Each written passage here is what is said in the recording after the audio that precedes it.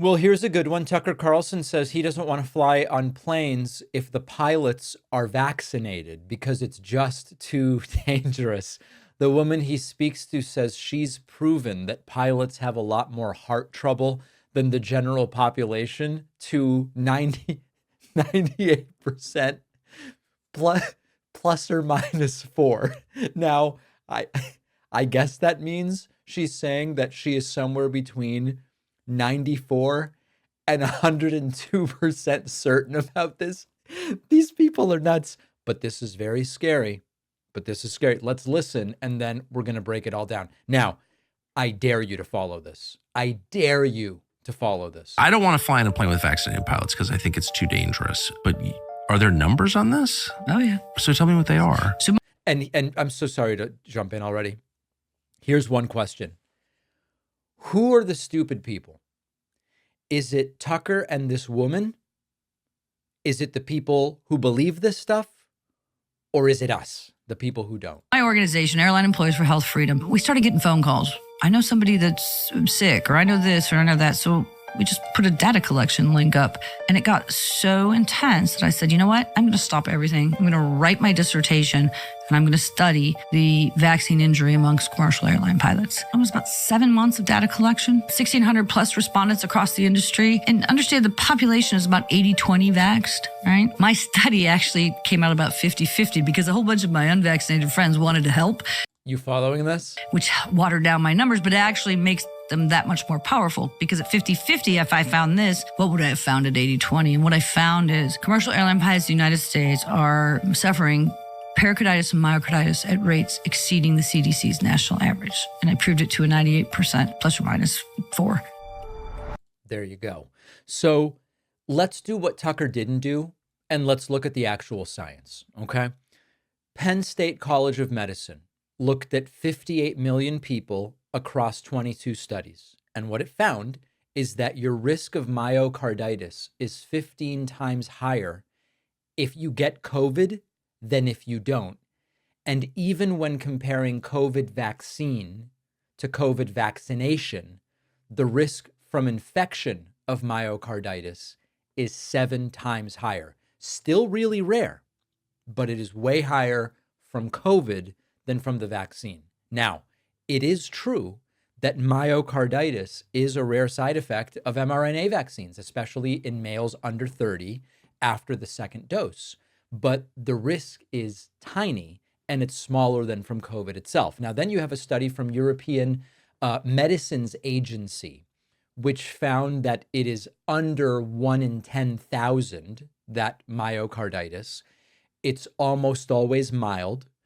It almost always resolves with no treatment, and it is way less dangerous than the myocarditis that can be caused by the COVID itself. So even comparing myocarditis from COVID to myocarditis from the COVID vaccine, the myocarditis cases from COVID are far more serious, okay?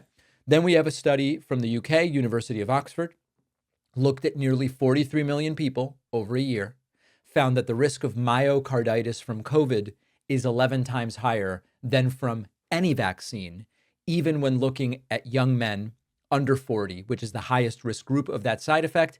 The vaccine risk is still exponentially lower than the COVID risk. These are not fringe studies. We're talking peer-reviewed, massive sample sizes backed by public health agencies in many countries. Oh, I don't trust the CDC. Well, look at studies from the UK and the EU then. None of them found any evidence that COVID vaccines are causing people to suddenly die in large numbers. It's not happening to pilots. It's not happening to athletes. That's another one they love. Tucker really loves the pilot angle. Now, the FAA has also found no surge in in-flight medical incidents. Airlines required vaccines and have seen record numbers of post-pandemic flights. No credible study has linked pilot deaths to vaccination. And don't forget that myocarditis also existed before vaccines. It's often caused by viruses like COVID. And when you look at the numbers, vaccine-associated myocarditis, way more mild and way more treatable and way more rare compared to COVID-associated myocarditis, more common than it being caused by the vaccine, more severe, linked to worse outcomes including hospitalization and death. So where we get is Tucker does it with a straight face. He pretends to care about your health. Is he lying? Is he out of his depth? Does he not understand it? Or is he grifting? Is he doing titillating material even though he doesn't believe it? I have no idea. But if Tucker really cared about myocarditis, he would be urging people avoid COVID, not the vaccine. But it was never about science. It was about sowing distrust. It was about stoking outrage. And he's doing it here. I am very particular about my mattresses, and I have learned that you can have the most beautiful view out a hotel window, and if the mattress is not right for you, I just don't sleep well. I have been sleeping on a Helix mattress at home for years now, and I love it. They have a 2-minute sleep quiz. You answer questions about your sleep preferences. It tells you this is the mattress for you. I was matched with the Midnight mattress model. It has cooling features. I get too hot at night. I'll admit it right here. Fake news media won't tell you, but I'm willing to tell you that right here. They also have dual comfort mattress topper with Glaciotex. It has a soft side and firm side for 2 sleepers who maybe want different things. That is a total game changer. Every Helix mattress comes with a 100-night sleep trial. So do the mattress toppers. You can get your money back if you don't love them. Helix will even get rid of your old mattress if you want. Helix is giving my audience 25% off site-wide at helixsleep.com/Pacman. The link is in the description.